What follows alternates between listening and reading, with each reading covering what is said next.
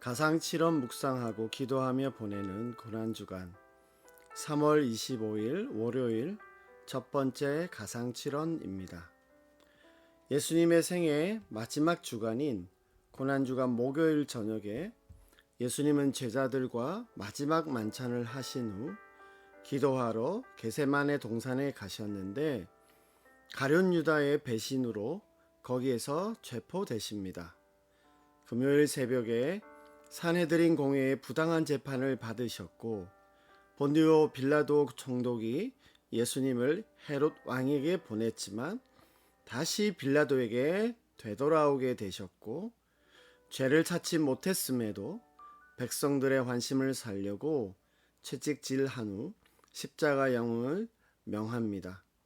그리고 예수님은 십자가를 직접 지시고 골고다 언덕까지 가셨고 거기서 십자가에 못 박히셨는데 이때가 오전 9시였고 오후 3시까지 6시간 동안 십자가에 달리셨는데 이때 말씀하신 7말씀을 가상칠언이라 부릅니다. 가상칠언 중 첫 3개는 12시 이전에 나머지 4개는 이후에 하신 것으로 알려져 있습니다. 그래서 6일간의 고난주간 동안 7개의 말씀을 묵상하는데 4번째와 5번째는 후반부를 시작하면서 한 번에 하겠습니다.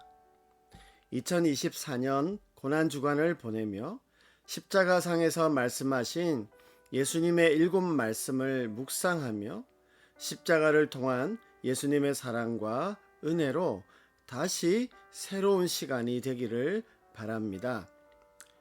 오늘의 말씀은 누가복음 23장 34절입니다. 아버지 저들을 사하여 주옵소서 자기들이 하는 것을 알지 못함이니이다. 아버지 저들을 사하여 주옵소서 자기들이 하는 것을 알지 못함이니이다라는 이 첫 번째 말씀은 34절부터 37절까지 말씀에 나오는데 여기에 보면 죄가 없으시지만 고통스럽게 십자가에 달리셨을 때 예수님을 구경하듯 보고 비웃고 희롱하는 사람들을 용서해 달라고 하나님께 기도하신 말씀입니다. 이 구절을 제가 한번 읽어보겠습니다. 이에 예수께서 이르시되 아버지 저들을 사하여 주옵소서 자기들이 하는 것을 알지 못함이니이다 하시더라. 그들이 그의 옷을 나눠 제비 뽑을새 백성은 서서 구경하는데 관리들은 비웃어 이르되 저가 남을 구원하였으니 만일 하나님이 택하신 자 그리스도이면 자신도 구원할지어다 하고 군인들도 희롱하면서 나아와 신 포도주를 주며 이르되 내가 만일 유대인의 왕이면 내가 너를 구원하라 하더라. 그의 위에 있는 유대인의 왕이라 쓴 패가 있더라. 자기들이 하는 것을 알지 못한다고 하시며 예수님을 배신하고 고발하고 채찍질하고 십자가에 못 박은 사람들을 위해 오히려 하나님 아버지께 사죄의 기도를 올리고 계십니다. 그 현장에 있던 사람들은 예수님의 하나님의 아들이심을 알지 못했고 자신들이 어떤 일을 하고 있는지 알지 못했습니다. 오히려 하나님의 영광을 위한다고 생각하고 정의롭고 마땅한 일을 한다고 여기며 자랑스러워했을지도 모르겠습니다. 그러나 하나님의 아들이신 예수님을 십자가에 못 박는 잘못을 저질렀고 그 일에 참여하고 가담하게 되었습니다. 자신들이 무슨 일을 하는지 정말 모르고 있었습니다. 오늘 말씀에서 여기 그들 안에 나는 속하지 않는다고 어느 누구도 장담할 수 없습니다. 내가 그들이고 그들이 나 자신이라는 마음으로 예수님의 가상칠언 첫 번째 말씀을 이해할 수 있어야 합니다. 그 현장에 나도 있었음을 잊지 말아야 합니다.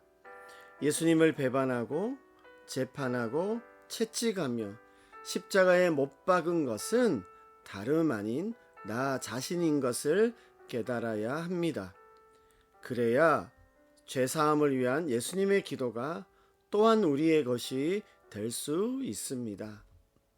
그리고 여기 그들이 자신들이 하는 것을 알지 못한다고 하신 말씀에서 모르고 지은 죄나 알지 못하고 한 행동들은 용서받을 수 있다고 생각하면 안 됩니다. 오히려 자신들이 하는 모든 것은 알지 못한 채 행하는 일들이라는 것을 인정하게 말씀하십니다. 자신이 옳고 맞다고 여기고 행동하지만 알지 못한 채 행하는 연약함과 어리석음이라는 것을 깨우쳐 주고 계십니다. 오늘 십자가상에서 하신 첫 번째 말씀은 용서와 죄사함의 십자가를 보여줍니다. 나는 예수님 십자가와 무관하다거나 나는 예수님의 십자가에 관심 없다고 말할 수 있는 사람은 없다는 말입니다. 또한 반대로 우리 어떤 죄라도 용서해 주신다는 것을 말씀합니다. 내가 어떤 존재여도 무슨 일을 했다고 하더라도 예수님은 십자가를 통해 품어주시고 예수님께 나아갈 수 있게 하십니다. 이런 예수님의 용서의 십자가는 우리가 받는 십자가 구원이 가진 성격을 보여줍니다. 즉, 구원받은 우리들의 삶의 방식과 원리로 용서의 삶을 살아야 한다는 것입니다. 자기들이 하는 것을 알지 못하는 사람들에 대해 우리들 역시 예수님 십자가 구원이 보여주신 방식으로 따라갈 수 있어야 합니다. 우리가 받은 용서의 성격은 우리가 해야 할 용서에도 나타나야 합니다. 당장 못하더라도 용서의 대상인 것을 알고 성령께서 마음을 주장해 주시길 기도하며 믿음의 반응을 보일 수 있기를 기원합니다. 적용과 기도입니다. 우리 자신과 교회를 위해 이렇게 기도합니다. 내 자신이 얼마나 예수님의 용서가 필요한 사람인 것을 다시 깨닫게 하시고 예수님을 통해 주시는 죄 사함의 은혜에 깊이 감사하며 항상 기억하며 살아가게 해 주옵소서. 예수님께로부터 받은 우리의 죄 사함과 용서의 은혜가 교회 공동체 안에서 성도 간에 서로 용서하고 용서를 구하는 신앙적 순종으로 나타나게 도와 주시옵소서. 한국교회와 사회를 위해 기도합니다. 예수님의 용서의 공동체로서 한국교회가 진정한 용납과 포용의 공동체로서 세상 가운데서 화해와 긍휼의 통로가 되어 진실한 사랑의 전달자가 되어지기 해 주옵소서. 한국 사회 안에 팽배해지는 갈등과 증오의 마음들이 서로를 용납하고 이해하며 함께 더불어 살아가는 세상에 한층 더 가까워지게 도와 주시옵소서. 이 모든 말씀을 우리 주 예수님의 이름으로 기도합니다. 아멘. 감사합니다.